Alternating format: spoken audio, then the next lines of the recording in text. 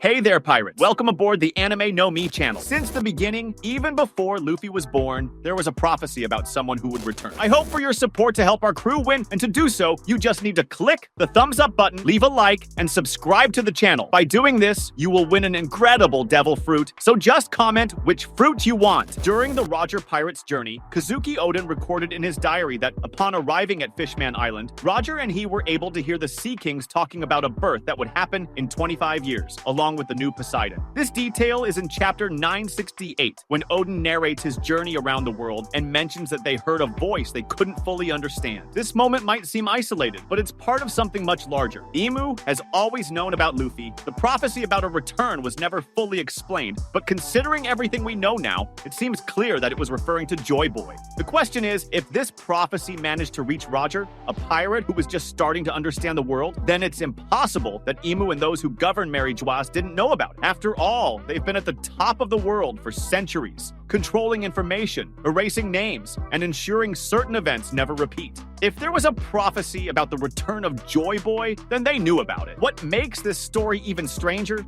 is what happened with the Gomu Gomu no Mi. In chapter 1044, when Luffy awakens his fruit, the Gorosei comments that this wasn't an ordinary Akuma no Mi, but the Hito Hito no Mi model Nika. They also mention that this fruit had been avoided by the world government for centuries, but they never managed to capture it. This raises a pretty obvious question. If the world government wanted this fruit so badly, then why was it being transported so carelessly to the point of being stolen by Shanks? In chapter 1017, Who's Who tells that he was responsible for escorting the fruit, but it was stolen, which led to him losing everything. He doesn't mention any great secrets about the fruit at that time, only that it was an item the government wanted to protect. The issue is the government never treats something truly important carelessly. If this fruit was so essential to them, why entrust its escort to someone like Who's Who was just a mere CP9 agent? Why not send an admiral or someone with a higher level of authority? What seems more logical is that this fruit was never a priority target. Perhaps maybe Imu never truly cared about recovering it because he already knew what was going to happen. If Imu knew about the prophecy of Joy Boy, then he already had an idea that someone was going to emerge with this fruit. And more than that, he might have allowed it to happen. The world government doesn't act impulsively.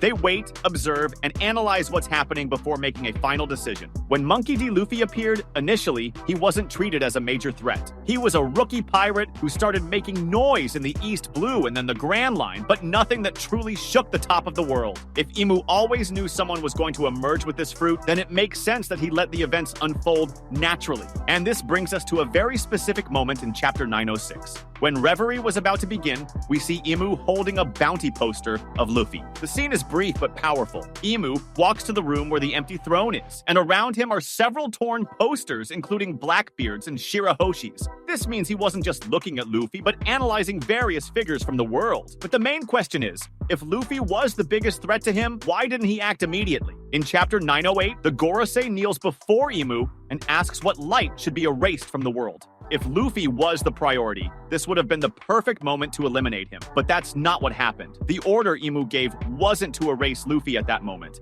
This means that even with all of Luffy's growth, even after he defeated powerful enemies and began changing the world's balance, Imu still didn't see him as the biggest priority. This makes it seem like Imu not only knew about Luffy, but he wanted Luffy to move forward. This becomes even more curious when we remember what happened in chapter 1053. When Luffy finally awakens his true form of his Akuma no Mi and defeats Kaido, the world government could have done something to stop him at that moment. But instead, they just changed his bounty and recognized his new status as an emperor. This detail is important because it means that even after Luffy reached the level of Nika, they didn't treat him as the main enemy. This leads us to another question. Why did Imu need the return of Joy Boy? Perhaps, who knows, Imu himself knows that something bigger is about to happen. In chapter 1085, when Imu reveals himself to Cobra, he talks about a promise made a long time ago. Cobra mentions the name Lily, and Imu reacts in a way that suggests this name holds immense weight. The detail is that if there is a promise made in the past, then perhaps Imu is waiting for certain events to repeat. This fits with the idea that Imu may be waiting for Joy Boy for a specific reason. He didn't stop Luffy from moving forward, didn't treat his awakening as the biggest threat, and is still observing the events of the world unfold. unfold. If Imu's true enemy was Joy Boy, he would have tried to prevent his return from the start, would have done everything to stop the fruit from reaching Luffy,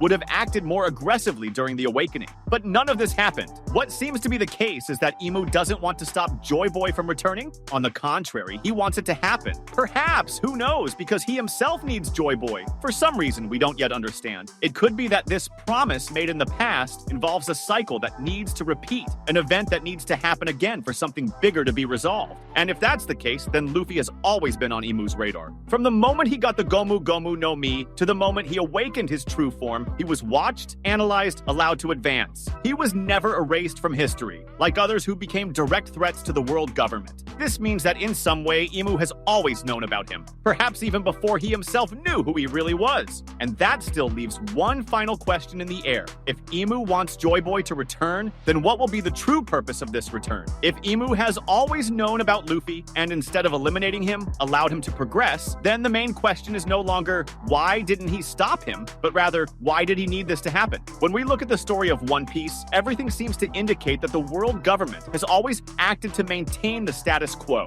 From the burning of Ohara to the elimination of any threat to the secret of the lost century, they do everything to prevent certain information from coming to light. But if Joy Boy is one of these threats, why allow him to be reborn? In chapter 1085, when Cobra mentions the name of Lily, Imu reacts in a strange way. He not only gets upset, but acts as if that name holds some personal significance.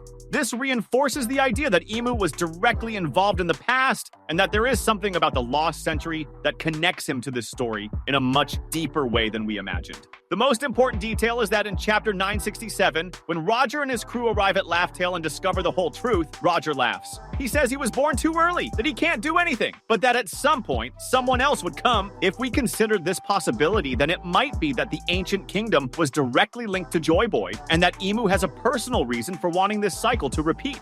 Perhaps in some way he needs Joy Boy to complete something that was left undone in the past. And this is so that Imu himself can reveal something that benefits him through Joy Boy's actions. What do you think about this? Let me know in the comments. That was today's content. We hope you liked it and want to share your opinion on the subject. Don't forget to share the video, give it a thumbs up, and I'll see you in the next video. Take care and stay amazing.